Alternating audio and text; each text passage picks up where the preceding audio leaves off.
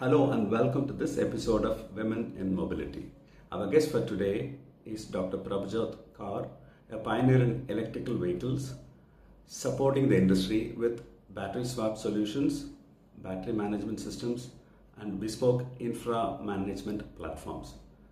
Prabhjot, welcome to the show. Thank you so much, Murli. Thanks for having me there. I'm glad to be here. Prabhjot, I wanted to understand your, the motivation behind for you to take up electronics and electrical engineering for your career. So you see, one that anyways I was very passionate about. When I was in my school, I was not sure that which stream I should be going to, but I wanted to be a scientist and I wanted to do engineering and do something. So all the things that at that age you dream about being a scientist was space and aircrafts and all such things. And however, as we grow, we understand that there are different streams and different things that you can do about.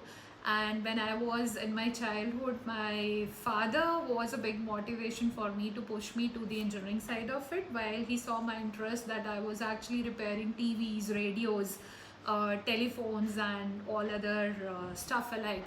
So that's what motivated me, that I understood those things well without, that was kind of instinctively that I was getting an interest into this and chose electronics and communications for my career.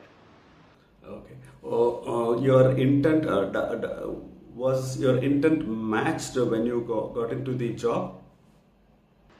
Yes. So to begin with, actually, I started my career as an academician and a researcher. So I did my PhD in telecommunication, that was around cognitive radios, SDR and the 5G. And that's where I started learning about protocol definition, the architecture for the telecommunication and the newer networks. So whatever is coming as the new stuff, how to encash that. And that was further enhanced when I started working around renewables, so the solar energy.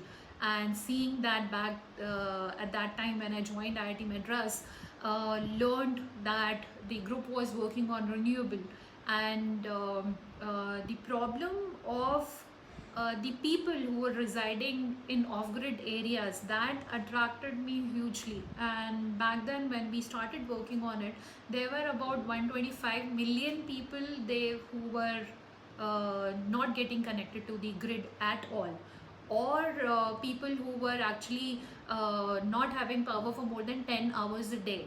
And we saw various systems and in electronics, and the ones that were getting imported as well, where the efficiencies were either very low, or they were not working for more than 6 months to 8 months lifetime.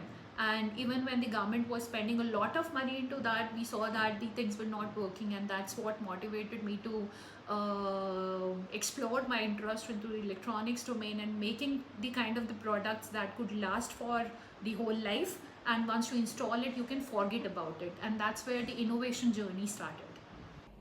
Okay, so that means we're part of the solar mission of the country. Yes, you can say that. So started as the R&D project. Started working on the table for bringing up some innovative methodologies to improve the end-to-end efficiency, reduce the solar size, as well as bring it to a level which is more affordable.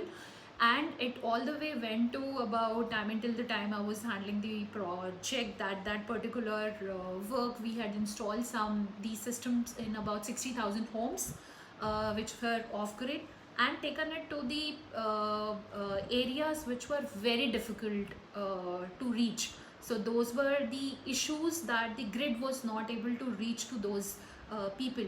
So we went to Ladakh, we went to Kargil, we went to the areas like Manipur, Mizoram, flooded areas of Assam, and that was a very, very big and good journey to have, and also to learn on-ground realities on what are the types of the systems and electronics that is needed to cover those areas. So that was a beautiful journey to begin.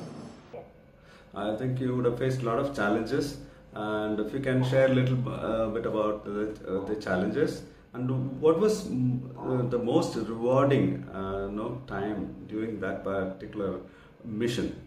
So I'll answer both your questions. The first part is on the challenges.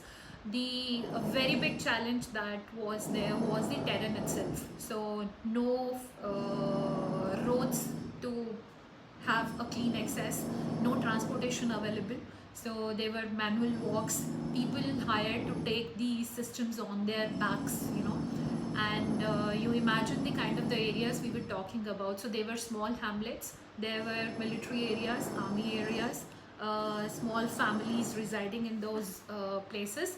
We went to the areas where it was a hamlet of about 25-30 homes, and also went to the villages that were covering about 200 homes in that area.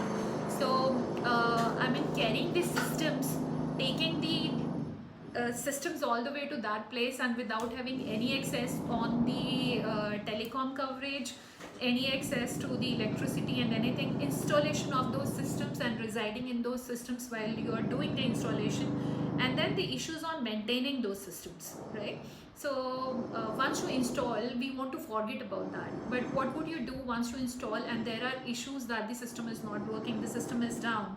So that gave birth to another innovation that we had incorporated, that was kind of remote monitoring of every household system that we installed. So sitting there in Chennai, we were able to monitor every system that we have installed, and we could see that whether the system is up, there is battery life going down, or the solar not available. And in those areas which are completely off grid, if there are no solar available, how to manage with the loads. So filed a lot of patents around that. So there were a number of challenges, and as you know that the need is the mother of all innovations, right? So that's where we found out number of issues coming from field, and the systems kept on improving and keep on becoming more high tech as you see, but benefiting all the way to the last mile people that were not having that access. So that was on the challenge part of it, and this itself was a lot rewarding. So reward in a way when you see happiness on the faces of the people who were getting the benefits. So lots of beneficiaries, and especially since you are interviewing me on the Women's Day occasion, to talk about the women, you see the men used to go out very frequently to the markets. They had seen the systems even though they did not have access of those systems at their homes. But can you imagine that while we talk about going to Mars and talk about all different technologies, latest technologies, in this era as well, there are women who have not seen even a tube light or a lamp or a table fan or a fan any time in their life. So this, when we got the systems to their homes, there were people who were very afraid that ye kuch kala jadoo hai, right? Some black magic that the fan is revolving. And the women, I remember that somebody telling me that you go and talk to that woman because she couldn't sleep the whole night with her 2-year-old baby. And when I talked to her, she was crying. She said that I'm very afraid that the fan would fall down on her child, and it's something it's happening, and there is some noise that it generates, and it is very irritating. So that that that satisfaction as well as the challenge to convince those people that this is something real and it is something normal.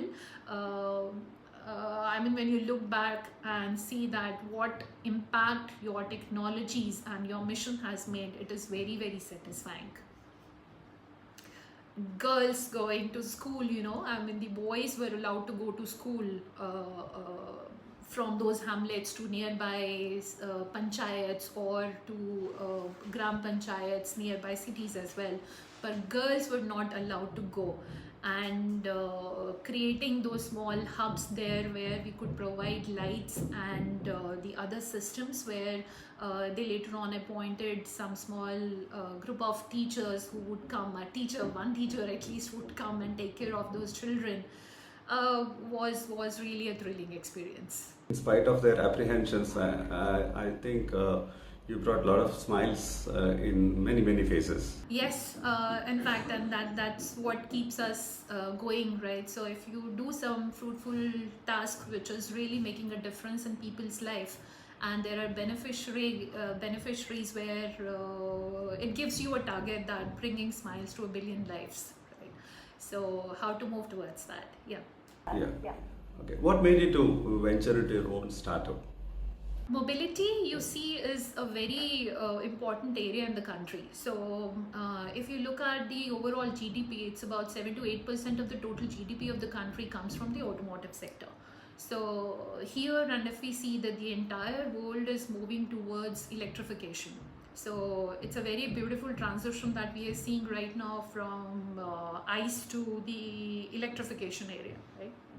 So, here in our country, we know that we are behind, and the first thing is we have to accept that we are about 1.5 to 2 decades behind the Western countries or certain developed countries where electrification has already happened, and we are just starting on that journey, and the government have a lot of push into making that happen, the FAME and all other things, but the key element, the technology, was missing.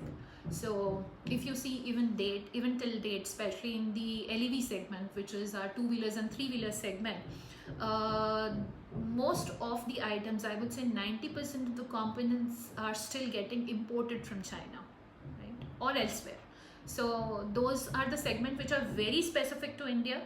And if we as technologies do not pledge into making things happen in the country, there's nobody else who is going to come from outside and do it for us, right? For 4-wheelers, which are cars, trucks, buses, things started to happen fast, and there are technologies which are available, which are equivalent technologies that would work here, that have been working into the West. So importing the tech and making that happen in the country is easier in that domain. But for 2-wheelers and 3-wheelers, which is like 90% of our vehicle mix, and the affordability, technology are the key issues. That were the inspirations that inspired me, like many other people who are working on mobility, to venture into this, and both from technology point of view as our responsibility towards the nation that we can make a difference, as well as from, if you look at the business part of it, which you see that it is an open area to play in, right? So this combined together gave birth to Esmito, which is a venture into mobility. Great to know. Very interesting. Very interesting. What's your view on the diversity, equity, and inclusion? I think that's very important, and all the way to the present scenario that we are into, women, which are 50% of the entire population, cannot be left behind. And here, when we talk about safety, I think women who are more conscious and they are all the way more into the safety point of view for their families, once we as women take this effort and this pledge that we are into the technology and wanting to make the batteries or the related systems for electric vehicles, we know that the safety is the utmost concern. And when we make the systems as technologists, as women, we know that that cannot be compromised, because we understand the value of life. And you know that the way we hear about so many incidences, we have to stop, be it men, women, anyone. We have to stop that. We have to make our efforts that we design the best technologies in-house to make our transportation safe and the best and competing with the world. And yes, the contribution of women has to be there. We have to join hands together to make our systems more creative, more innovative, more safe. According to you, what are the inherent advantages, inherent capabilities of women, especially in the research and development of any new technologies? Okay, so without being very unbiased to men, you know that scientifically that we say that for women, the both sides of the brain work with good performance, right? So that is where I think that the contribution of women is very, very important, both on the creative side of it, safety point of it, and the overall intelligence put together. So as a society where both of us exist together in the product and everything else that we develop in the industry, this inclusion, this contribution of both men and women together is very, very important. And I see that from the creativity point of view, from innovations point of view, from the performance point of view as well, the women play a very important role. I think you were bestowed with some 2-3 awards like last week in industry and such things. If you can let me know a little bit about it. Vasvik was certainly a very prestigious award, and I really feel honored to have that award, because I become the first woman to receive that award in the entire existence of this award, and which is in the area of engineering, bringing innovation for commercialization in the industry, and especially dedicated to Indian industry. So I feel honored to get that award, and that was a dream award to have, especially for any women in the country. And it was not in the category of women, it was as in the engineering journal category, and that is what I feel more proud about and honored about, to have that award. And apart from that, yes, I have had the honor of having a few more awards, like IEEE in the service of society for the solar work, and the microgrid award as well. You have various facets, a researcher, an entrepreneur, co-founder or founder of a startup. Work. How do you strike a balance between work and life? That's tough to do. It's not really easy. It's easier said than done, and I feel it is the support of the family. It's your understanding partner, understanding family, that is needed to actually strike this balance. Otherwise it really becomes very difficult. And the next comes to you yourself, that you have to maintain your time. There is always time that you have to make for your family. There's time that you have to give to your house, apart from your academics. And I think that dedication and persistence are the only things that can keep you motivated and keep you going. And you miss anything, and without love and support, you're going to the next ladder, or the journey of success is not possible. What's your message to the aspiring women, young women? The one thing for all the women is that keep looking out what is missing around you, and keep looking out where you can make a contribution.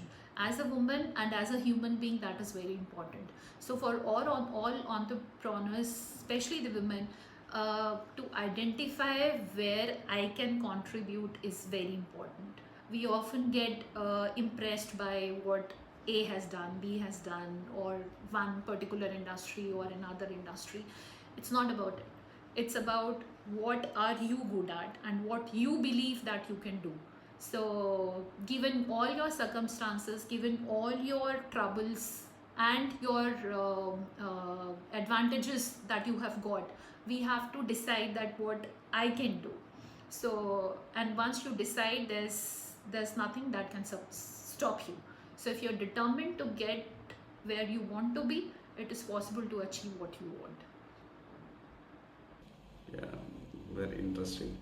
You already spoke at length about the new mobility, but I wanted to know, do you see new mobility can give opportunities for women? So especially in the automotive sector, like I said, that it is making a transition from ICE to EV. And EV, if you see, is nothing but a computer system on wheels, right? So all the way to the mechanical things have become all, I would say, machine related. So there are all machines to handle all that stuff. So it's no longer only about mechanical stuff where we can relate to that more muscle power is needed, and where we could say that traditionally or by legacy the men are preferred. But now it is also about the intelligence and the creativity.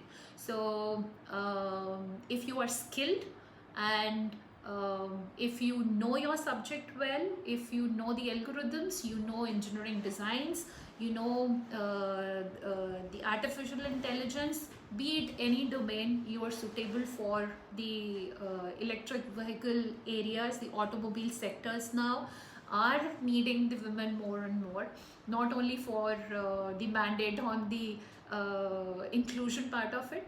However, it is like you are man or a woman, it is a skill set that makes a difference. Great. Prabhjot, it was indeed nice talking to you. Thank you so much for talking to Women in Mobility and being part of Women in Mobility. Thanks so much. Thank you so much. Thank you so much. And it was my pleasure to be here on the show.